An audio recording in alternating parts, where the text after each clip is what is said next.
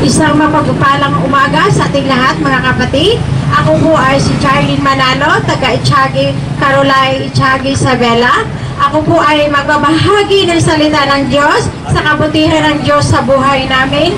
At kami po ay nabigyan ng pagkakataon na mamuno sa isang simbahan sa Church Emmanuel na napatayo sa Barangay Carolay, Itiagi, Isabela. Mga kapatid, ipahayag ko lang ang katotohanan na ito ay nanggagaling sa salita ng Diyos.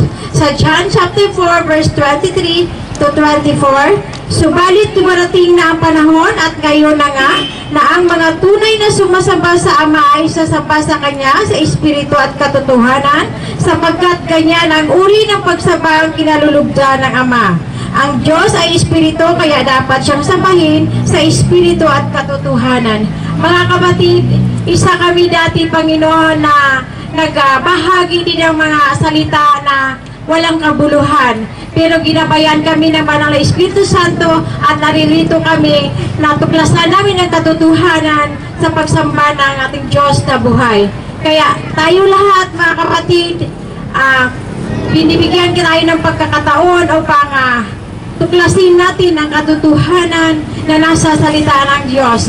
Kaya maraming salamat sa mga panahon at oras na ibinigay ninyo sa aming pakikinig.